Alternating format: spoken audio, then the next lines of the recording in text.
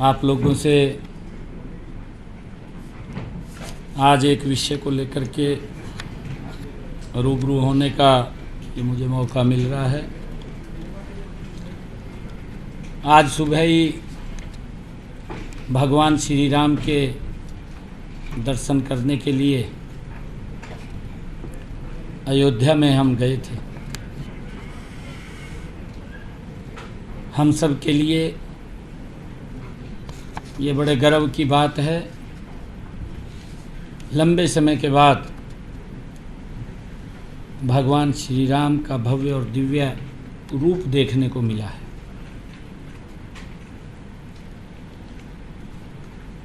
श्री राम लला के दर्शन 2.5 करोड़ हरियाणा वासियों के सुखद भविष्य के लिए आने वाले 100 दिनों में हम कड़ी मेहनत का संकल्प लेते हुए हरियाणा के लोगों की आकांक्षाओं और अपेक्षाओं को पूरा करने का हम कार्य करेंगे। और अभी एक फैसला भी माननीय सर्वोच्च न्यायालय का आया है, जो सोशो इनकम को लेकर के हमने अपने प्रदेश के गरीब विधवाओं, गरीब अनाथ बच्चों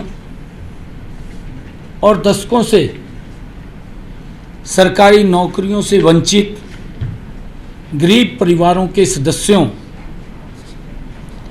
विमुक्त जातियों और घुमंतु जातियों के उन गरीब परिवारों को जो न तो शेड्यूल कास्ट में आते हैं और न ही बैकवर्ड क्लास में आते हैं, तथा कच्चे कर्मचारी जो अनुभव के आधार के ऊपर हमने कुछ अंक हमने देने की हमारी वर्ष 2018 से चली आ रही इस नीति को के ऊपर आज सुप्रीम कोर्ट का फैसला आया है। इस फैसले का हम सम्मान करते हैं। अगले 100 दिनों में, मैंने पिछले दिनों ये बात कही थी कि हम हरियाणा में 50,000 भर्तियां करेंगे। हम उन 50,000 भर्तियों का आने वाले समय में ये संकल्प लेते हैं कि हम उसको पूरा करेंगे। परंतु आपके माध्यम से आज मैं 5 बातें हरियाणा के जनता के सामने पहुंचाना चाहता हूं।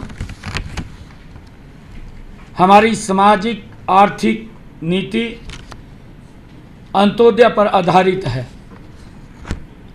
हम इस नीति पर अडिग थे, अडिग रहेंगे, अडिग हैं। जिन हजारों युवाओं ने आज इस नीति के बल पर हरियाणा सरकार में ज्वाइनिंग की है, किसी को भी निकलने नहीं दिया जाएगा। आज इस फैसले से सीईटी के एग्जाम पर कोई सवालिया निशान नहीं है।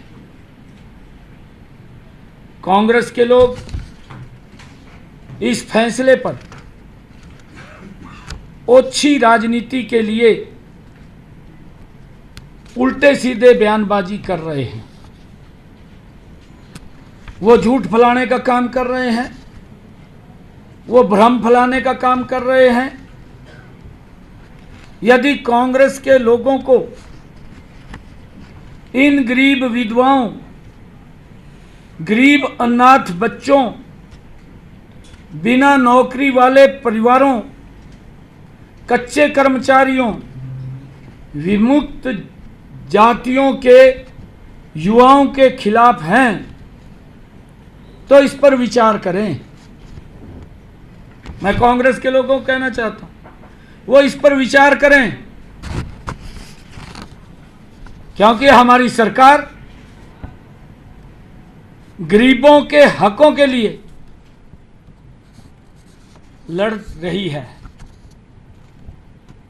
हम इनको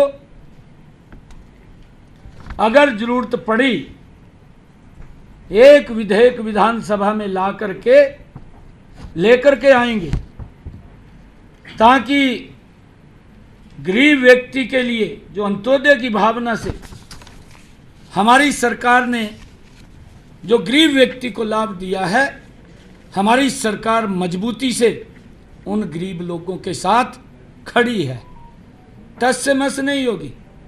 चाहे हमें रिव्यू पिटीशन में जाना पड़े, चाहे हमें विधानसभा में विधेयक लेकर के आना पड़े, हम गरीब लोगों के साथ हैं।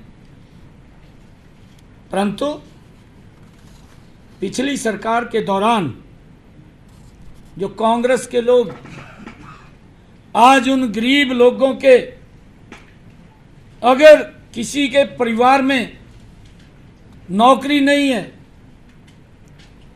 परिवार गरीब है, अनाथ है, माँ बाप नहीं है,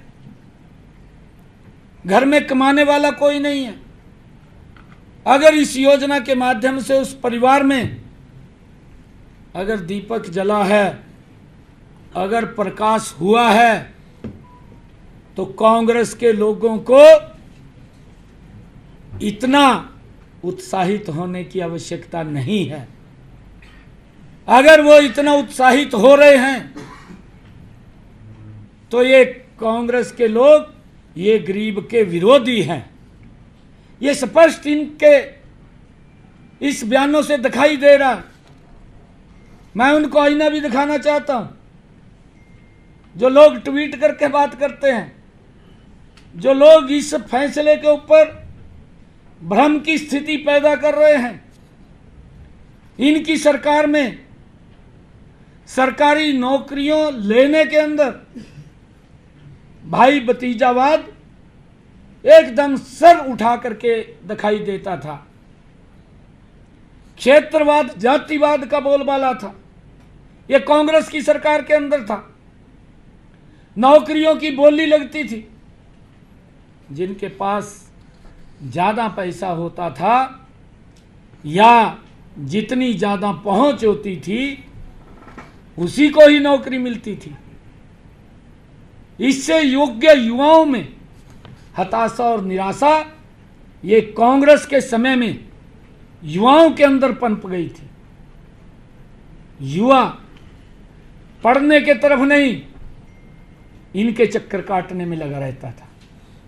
माँ बाप भी इनके चक्कर काटने में लगा रहता था और अपने पड़ोस गांव के लोगों को भी लेकर के इनके चक्कर काटता रहता था कि हमें नौकरी मिल जाए। ये हालात इनके समय के अंदर था।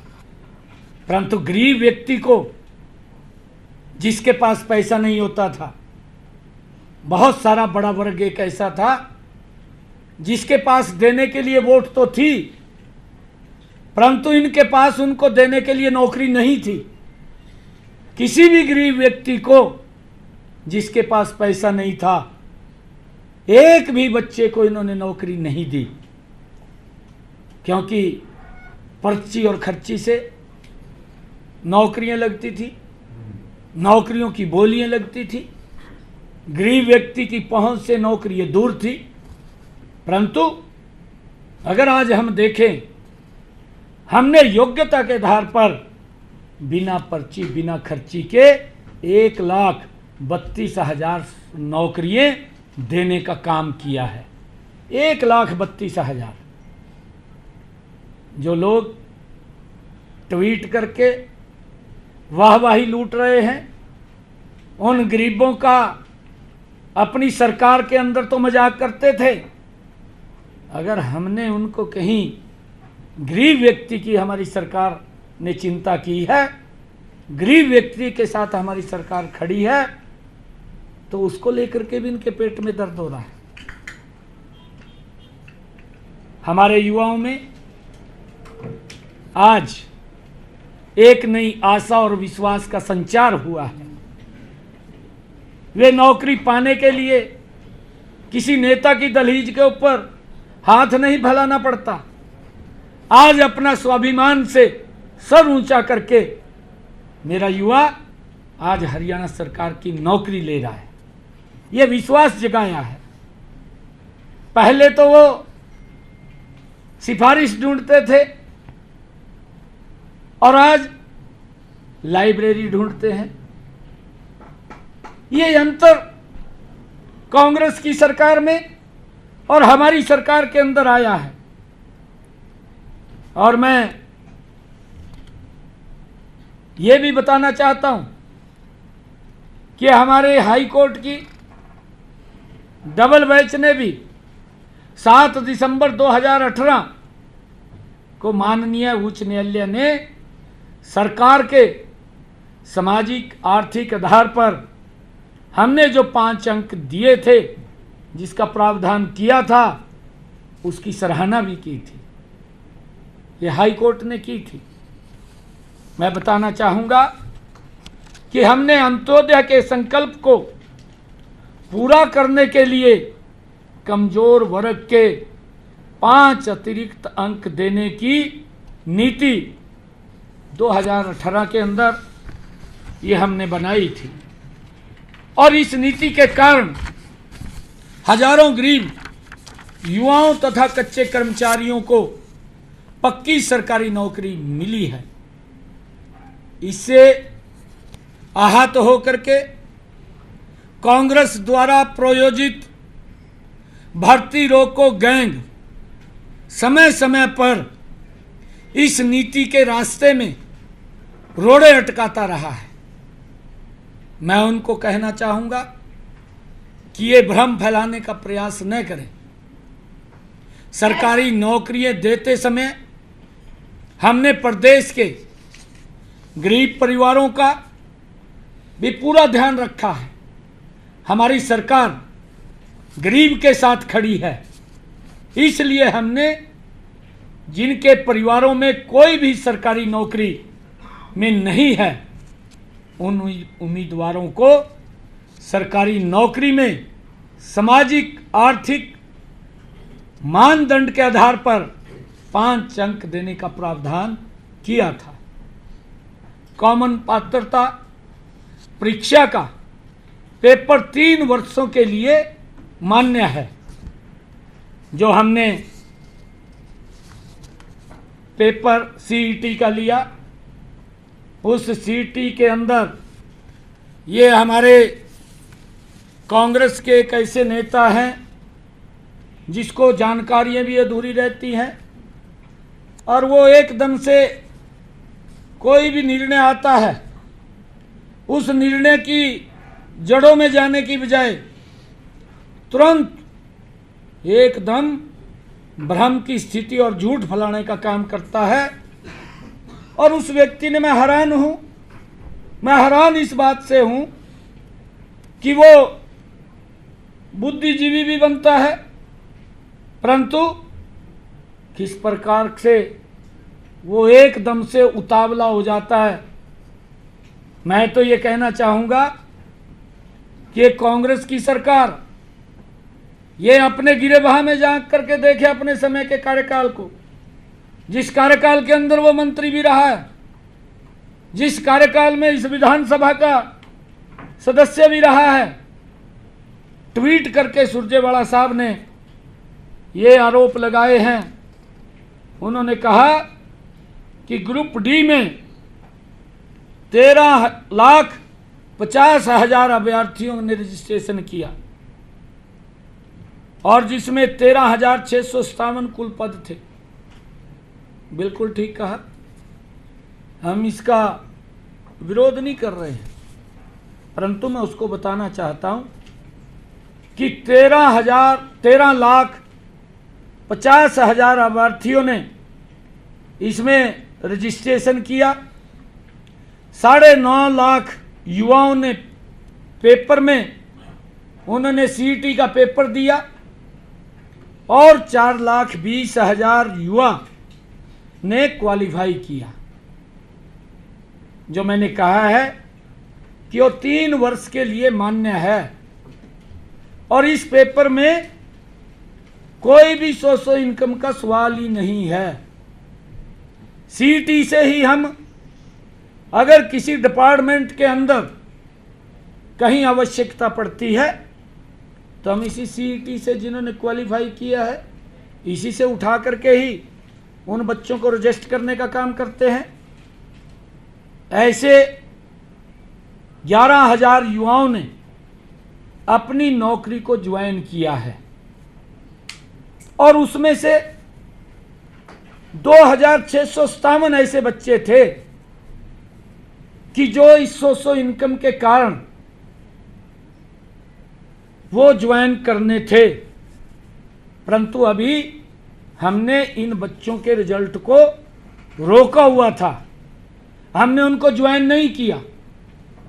और 11,000 जो बच्चे हैं जिन्होंने ज्वाइन किया है उनको किसी प्रकार की कोई दिक्कत, कोई समस्या नहीं है। मैं इसीलिए कहना चाहता हूं कि वो भ्रम की स्थिति ना फैलाए, एकदम ही वो उतावला हो जाता है। अरे अपने गिरेबान में तो जहां तू पहले तेरी सरकार क्या काम करती थी, तेरी सरकार के अंदर तो जिसमें तू मंत्री था किस प्रकार से नौकरियां बिकती थी उसका कोई सिस्टम भी नहीं था और कोर्ट इनको आईना दिखाने का काम करता था, उन बच्चों को भी बाहर करता था। परंतु आज मैं ये बात कहने के लिए आया हूं कि इन 11,000 बच्चों को किसी प्रकार की कोई भी दिक्कत, समस्या नहीं है, ये मैं कहने के लिए आया हूं। और जहां तक इन्होंने एक और बात की है ग्रुप सी की, ग्रुप सी की भी इसने ट्वीट करके, क्योंकि ये उसकी जानकारी तो इसको होती नहीं है, ऐसी इनके मुखिया हैं पार्टी के, उसको भी कोई लिख करके दे देता है और वो पढ़ करके बोल देते हैं सेम पोजीशन इसकी है, ये भी उसको कोई लिख करके देता है, उसको पढ़ देता है, उसकी जानकारी में नहीं जाता। झूठ फैलाना है, क्योंकि डीएनए के अंदर है झूठ फैलाना, और उसको लेकर के लगातार ये झूठ फैलाने के अंदर लगे हुए हैं। इन्होंने जो ग्रुप सी की नौकरियों के बारे में भी बात कही है, इसमें 10,000 से अधिक युवाओं ने 2,000 पदों के लिए पेपर दिया, वो भी सीईटी से था। ये सीईटी का दूसरा भाग है और ये भाग वो है जिसमें टेक्निकल बच्चे आते हैं। और जब इनको बुलाया गया, क्योंकि उसके अंदर 4 टाइम हम बच्चों को बुलाते थे, सीईटी के अंदर हमारे पास इतने बच्चे ही नहीं थे कि वो 4 टाइम हम बुलाएं। ये इसको जानकारी भी नहीं है इस बात की कि हम जितने बच्चे हमें बुलाने थे उतने बच्चे क्वालिफाई नहीं किए, क्योंकि उसमें कोई जेई है, कोई लैब अटेंडेंट, वो टेक्निकल आधार के ऊपर ये भर्तियाँ हैं ग्रुप सी की। और जितने बच्चे इसके अंदर आए उन सब को हमने इंटरव्यू के अंदर शामिल किया, उनका पेपर लिया और उस पेपर के आधार के ऊपर ही हमने उनको इसके अंदर रजिस्टर किया है। अगर कोई इसके अंदर दिक्कत आती है, ये बच्चे ज़्यादा नहीं है, इनका पेपर ही होगा, इन्हीं में से ही होगा, और यही वो बच्चे हैं, एक भी बच्चे को निकलने की इसके अंदर कोई गुंजाइश नहीं है। ये भ्रम की स्थिति फैलाने का काम कर रहे हैं और मैं आज यही कहने के लिए आया हूँ कि ये लोग अपने गिरेबान में झांक करके नहीं देखते। जो हालात इन्होंने हरियाणा प्रदेश के युवाओं की, युवाओं के माँ बाप की, आज अगर गरीब को कोई लाभ सरकार ने योजनाबद्ध तरीके से किया है, ये हमारा कमिटमेंट है। मैं फिर दोबारा दोहरा रहा हूँ कि हम गरीब के साथ खड़े हैं, उसकी लड़ाई मजबूती से लड़ेंगे। हमने चाहे कोर्ट के अंदर रिव्यू पिटीशन में जाना हो, चाहे हम विधानसभा में लेकर के उसको आएँ, हम मजबूती से हरियाणा प्रदेश के गरीब के साथ खड़े हैं। हमारी सरकार वो गरीब के हितैषी सरकार है। अंत्योदय की भावना से हम काम कर रहे हैं और उस अंत्योदय की भावना के अंदर हमारी सरकार मजबूती से गरीब के साथ है। ये बात मैंने कहनी थी। और उन बच्चों को किसी प्रकार की कोई चिंता करने की ज़रूरत नहीं है। जो ये भ्रम की स्थिति फैला रहे हैं, इनकी तरफ ध्यान देने की ज़रूरत नहीं है, क्योंकि ये लोग वाहवाही लूटने का काम करते हैं। सभी बच्चों को निश्चिंत रूप से वो जहाँ पर भी हैं वो लगे रहें, उनको किसी प्रकार की कोई दिक्कत परेशानी नहीं है।